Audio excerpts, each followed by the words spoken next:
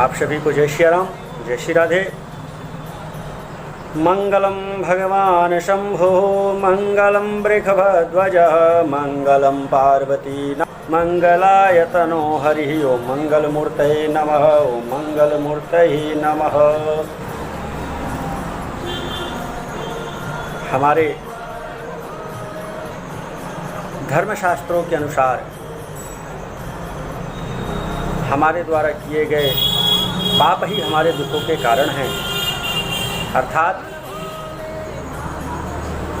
हम जैसा कर्म करते हैं वैसे फल हमें भोगने पड़ते हैं। इसलिए और इन पापों के नाश के लिए सबसे सरल उपाय यह है कि भगवान शिव की रुद्राभिषेक या रुद्रार्चन करना चाहिए, जिससे कि पातक कर्म एवं महापातक भी जलकर भस्म हो जाते हैं। रुद्र हृदय उपनिषद में शिव के बारे में कहा गया है कि सर्वदेवात्मको रुद्र सर्वे देवा शिवात्मका, अर्थात सभी देवताओं की आत्मा में रुद्र उपस्थित हैं और सभी देवता रुद्र की आत्मा हैं। हमारे शास्त्रों में विविध कामनाओं की पूर्ति के लिए रुद्राभिषेक के पूजन के निमित्त अनेक द्रव्यों तथा पूजन सामग्री के बारे में बताया गया है। आइए हम सब यह जानते हैं कि भगवान शिव को प्रसन्न करने के लिए किन किन चीज़ों से भगवान शिव का रुद्राभिषेक किया जाए कि भगवान शिव प्रसन्न हों और हमारे ऊपर उनकी कृपा दृष्टि बनी रहे। जिन व्यक्तियों को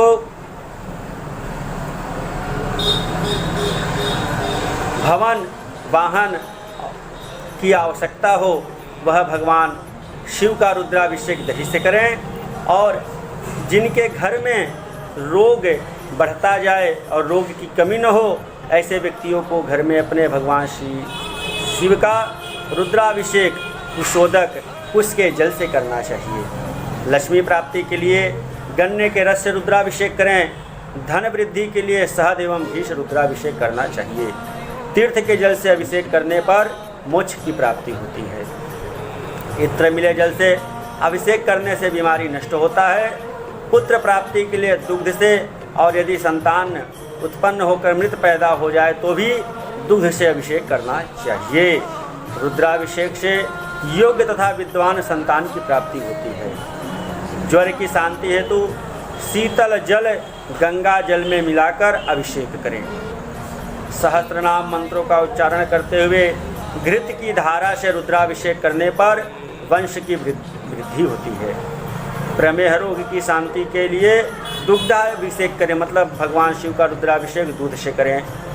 शक्कर मिले दूध से अभिषेक करने पर जड़ बुद्धि वाला भी विद्वान हो जाता है। सरसों के तेल से अभिषेक करने पर शत्रु पराजित होते हैं और रोग शांत होता है। शहद के द्वारा अभिषेक करने पर यक्षमा तपेदिक दूर हो जाती है। पातकों को नष्ट करने की कामना होने पर भी शहद से रुद्राभिषेक करें। गोदुग्ध से तथा शुद्ध घी द्वारा अभिषेक करने से आरोग्यता प्राप्त होती है। पुत्र की कामना वाले व्यक्ति शक्कर मिश्रित जल से अभिषेक करें। ऐसे तो भी अभिषेक साधारण रूप से जल से भी किया जा सकता है। और जिन विद्यार्थियों को पढ़ने में मन न लगता हो, पढ़ाई लिखाई में समस्या उत्पन्न होती हो, उनके लिए भगवान शिव का रुद्राभिषेक दूध से करना चाहिए, जिससे कि भगवान शिव प्रसन्न हों और अपने भक्तों पर कृपा करें। और भगवान शिव का इस प्रकार रुद्राभिषेक करने से भगवान शिव प्रसन्न होते हैं और हम सब पे उनकी कृपा। कौन कौन पत्र पुष्प शिव जी के लिए विहित और कौन कौन निषिद्ध हैं? विहित का तात्पर्य होता है कि कौन कौन से चढ़ाए जा सकते हैं और कौन कौन से पुष्प नहीं चढ़ाने चाहिए। इनकी जानकारी उपेक्षित है, अतः इनका उल्लेख यहाँ किया जा रहा है। इसके बारे में हम आगे आपको बता रहे हैं। पहली बात यह है कि भगवान विष्णु के लिए जो जो पत्र और पुष्प विहित हैं वह सब शंकर जी पर भी चढ़ाए जाते हैं। केवल केतकी का निषेध है।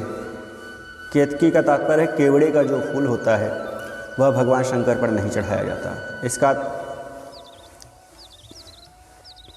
इसका उल्लेख नारद पुराण में आता है कि विष्णोर्यार्णी है चोत्तानि पुष्पाणी च पत्रिका केतकी पुष्प मेकम तो बिना तान्य खिलान्यपि। शास्तान्येव सुदर्शेन शंकराधानाथा यही। यह नारद पुराण में लिखा गया है कि यह शंकर जी को नहीं चढ़ाना चाहिए। शास्त्रों ने कुछ फूलों के चढ़ाने से मिलने वाले फल का तारतम्य बतलाया है। जैसे 10 सुवर्ण माप के बराबर सुवर्ण दान का फल एक आक के फूल के चढ़ाने से मिल जाता है। 1000 आक के फूल की उपेक्षा एक कनेर का फूल, और 1000 कनेर के फूल के चढ़ाने की उपेक्षा एक बिल्वपत्र से फल प्राप्त होता है, और 1000 बिल्वपत्रों की उपेक्षा एक गुमा फूल द्रोण के पुष्प को कहते हैं। इस तरह 1000 गुमा से बढ़कर एक चिचिड़ा, जिसको कि अपामार्ग कहते हैं, संस्कृत में अपामार्ग कहते हैं, 1000 चिचिड़ा अपामार्गों से बढ़कर एक कुश का फूल, और 1000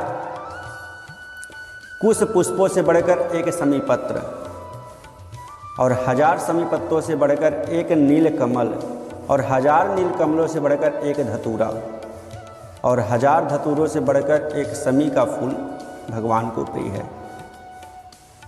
अंत में बतलाया है कि समस्त फूलों की जातियों में सबसे बढ़कर नील कमल होता है। जैसा कि कहते हैं सर्वासाम पूर्व जाति नाम प्रवरम नील मुत्पलम। यह वीर मित्रोदय में लिखा हुआ है कि 1000 सर्वासाम सभी पुष्पों में जाति नाम सभी पुष्पों से बढ़कर जो है नील कमल का पुष्प है। भगवान व्यास ने कनेर की कोटि में चमेली, मौलश्री, पाटला, मदार, श्वेत कमल, समी के फूल और बड़ी भटकैया को रखा है। इसी तरह धतूरे की कोटि में नागचंपा और पुन्नाग को माना है। कहते हैं करवीर समास गेया जाति वकुल पाटला श्वेत मंदार कुष्मम स्थित पद्मम च तस्समम। शास्त्रों ने भगवान शंकर की पूजा में मौलश्री बकुल के फूल को अधिक महत्व दिया है। भविष्य पुराण ने भगवान शंकर पर चढ़ाए योग्य और भी फूलों के नाम गिनाए हैं। जैसे कि भविष्य पुराण में लिखा हुआ है कि भगवान शंकर को अधिक से अधिक प्रिय क्या है। जैसे कि करवीर कहते हैं कनेर को, मौलश्री, धतूरा, पाढ़र, पाटला का अर्थ पाढ़र होता है, कुछ लोग इसका अर्थ गुलाब भी बतलाते हैं। बड़ी कटेरी, कुरैया, कांश, मदार, अपराजिता, शमी का फूल, कुब्जट, शंख पुष्पी, चिचिड़ा, कमल, चमेली, नागचंपा, चंपा, खस, तगर, नागकेसर, किकिरात, गुमा, शीशम, गूलर, जयंती, बेला, पलाश, बेलपत्ता, कुसुम्भ पुष्प, कुमकुम अर्थात केसर, नीलकमल और लाल कमल। जल तथा स्थल में उत्पन्न जितने भी सुगंधित फूल हैं सभी भगवान शंकर को प्रिय हैं। और अब हम आगे बताते हैं कि कौन से निषिद्ध हैं।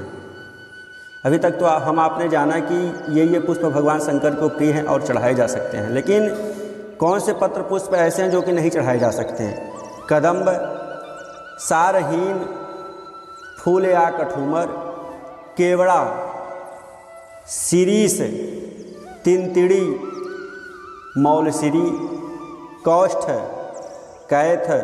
शंकर जी को गाजर भी नहीं चढ़ाया जाता। गाजर, बहेड़ा, कपास, गंभारी, पंत्रकंटक, शेमल, अनार, धव, केतकी, वसंत ऋतु में खिलने वाला कंद विशेष, कुंद, जूही, मदंती, शिरीष, सर्ज और दोपहरिया के फूल भगवान शंकर पर नहीं चढ़ाने चाहिए। वीर मित्रोदय में इनका संलग्न भी किया गया है। कदम्ब, बकुल और कुंद पर विशेष विचार। वीर मित्रोदय में लिखा हुआ है कदम्बम फल्गु पुष्पम च केतकम च शिशिशिकम तिनतिड़ी वकुलम कोष्ठम कपित्थम गुंजनम तथा विभीतिकम च कर्पाशम श्रीपड़िम पत्रकंटकम साम्लकी दाड़मी विजय धातकी शंकरार्चने। ये पुष्प भगवान शंकर के ऊपर नहीं चढ़ाने चाहिए। आज के वीडियो में हम आप सभी ने जाना कि भगवान शंकर को क्या प्रिय है क्या नहीं प्रिय है, इसके बारे में हम आप सभी ने जाना। और हम आप सभी से निवेदन करते हैं कि अगर हमारे वीडियो आप सभी को पसंद आए हों, अच्छे लगे हों, तो हमारे इस वीडियो को शेयर करें और सब्सक्राइब कराएं, जिससे कि इस ज्ञान के बारे में अधिक से अधिक लोग जान सकें कि किसका क्या मतलब है, क्या अर्थ है।